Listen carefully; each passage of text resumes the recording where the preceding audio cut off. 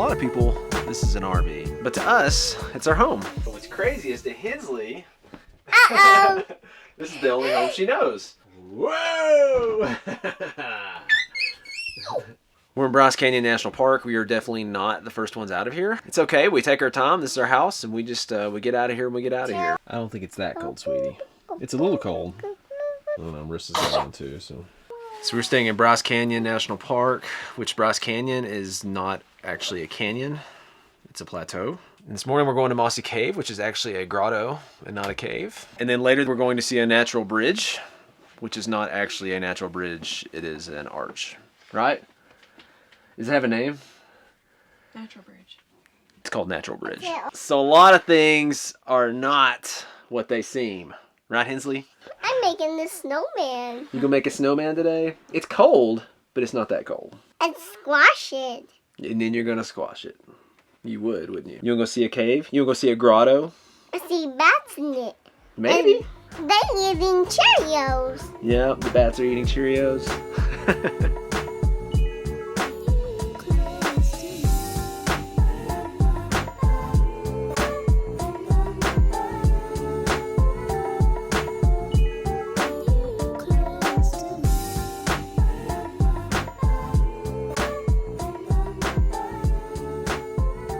Mossy Cave is a little bit of a drive outside of the park, and then you come back into the park. So it's not around where the main hikes are. Hey, you forgetting something?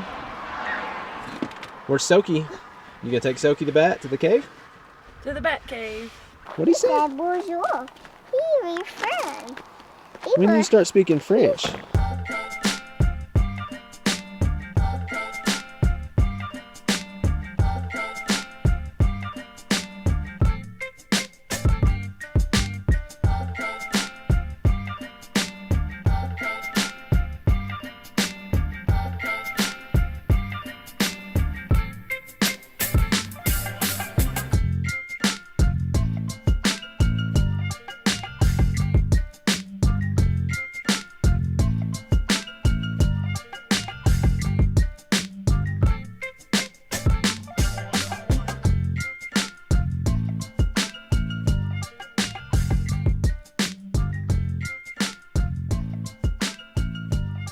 Really pretty. I like that it was easy and toddler friendly. Hensley, I don't know if they want you taking those with you there, sweetie. That belongs to the National Park.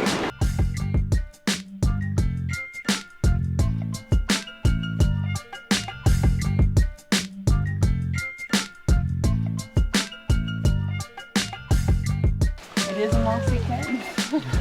Yeah, that would be cool if it started doing that. That'd be a much colder hike. Oh my. She's got her boots on. Yeah, but I carry her. Hey, you see the moss? Moss is that green. Look at this moss right here. See it? That's why it's called Mossy Cave. I go touch the water. I'm washing your hands. Your hands are touching the moss too. Just because we always try to be honest about the things we've learned on our channel. In the last few months, I don't know what flipped the switch. Hensley's just really become attached to her iPad and the games and just the things on the screen.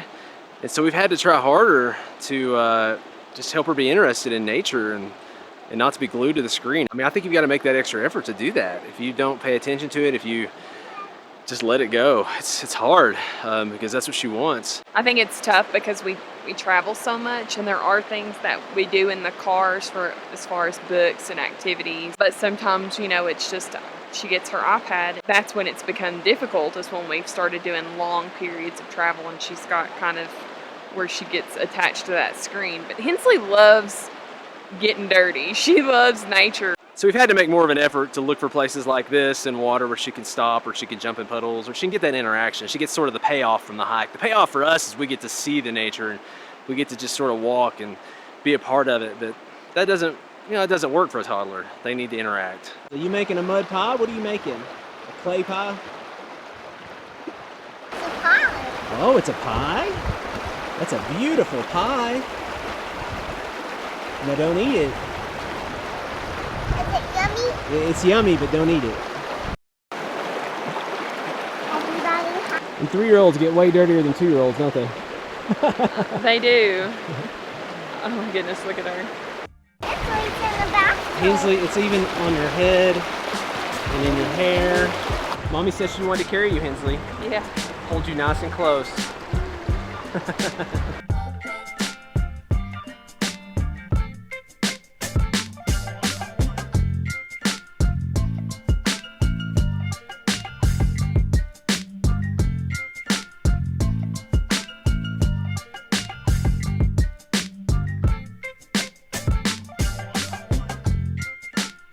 So usually what you'll find in your national parks is they have scenic drives with viewpoints, and that's how Bryce Canyon is set up as well. And so we're gonna drive to the far end, which is Rainbow Point, and what they recommended is just driving all the way to the end, and then all your viewpoints are gonna be on the right hand side, so then you can make your stops coming back. That's kind of what we like to do to start off in a national park that is set up that way, because it just kind of gives you like a bird's eye view of the park.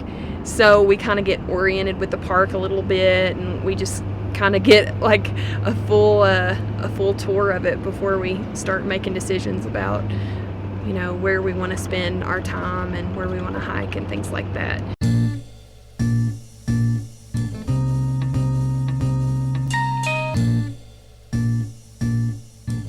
One of the advantages of a long car ride is Hensley gets her nap, but the disadvantage is Nathan and I have to take turns coming and looking at the viewpoints. So this is the furthest in the park that you can go. You can drive your personal car. It took us about 40 minutes to get up here.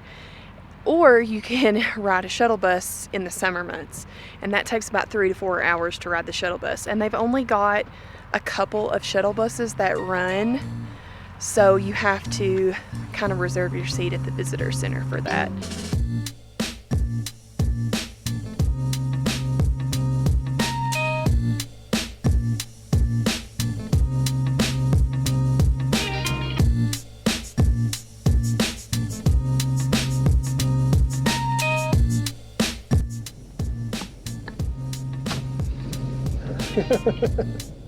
You loving that rain?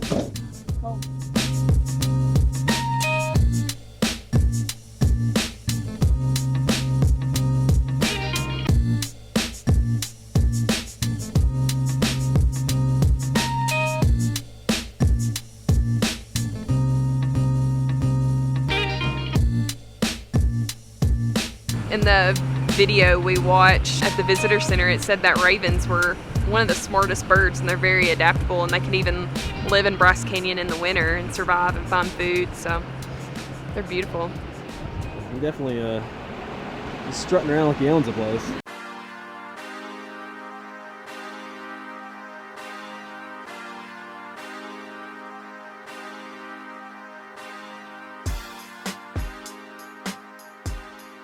It's amazing here, isn't it? Look at this view. Getting so much in one view. Look at the hoodoos, and you got the clouds and the sun reflecting off the back.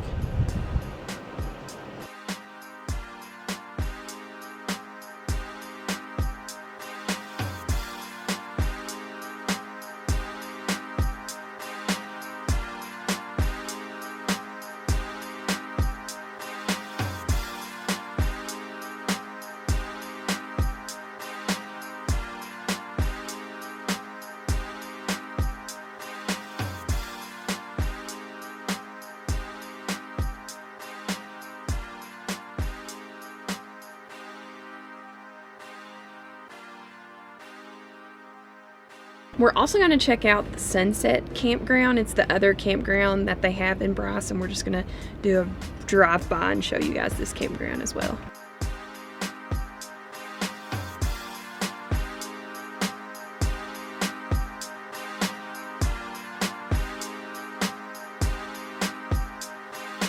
This is Loop A, which is where you pretty much have to go if you have a larger RV. There's 2 campgrounds in Bryce Canyon. They're both first come, first serve. This campground, though, it's a little bit farther into the park, which is kind of a good thing. I'd say location-wise, it's a pretty good spot, but the cell signal is not as good in this park.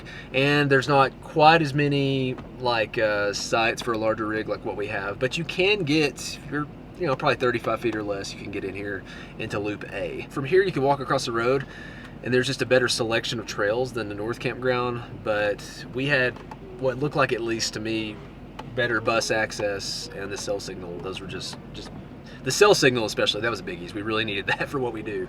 And so we opted for that campground over this one. The north one also typically fills up before the sunset one.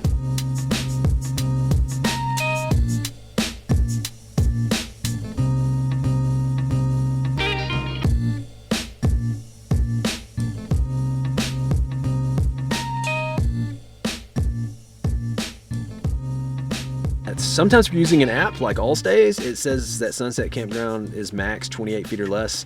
Definitely not true. We saw numerous RVs in there that were over 28 feet. I want to say if you check the National Park Service website, that it even specifies that they can be over 28 feet, at least in Loop A, has room for those. We're pumped to get to know Bryce Canyon on a closer level with some hiking and probably some biking. We may ride our bikes around here a little bit. They've got a really good bike trail that goes through about half the park, but it's like the busiest and most visited half of the park, so it's pretty cool they've got that built in. Marissa's got the Instant Pot going and the generator going for the Instant Pot, but it's cool we can do that. And the good thing about the Instant Pot is, I mean, just give me a few minutes and I'll have it done, and you can turn it back off, so yeah. It's quick dinner. We're gonna finish that stuff up, call it a night, and we will catch you guys later.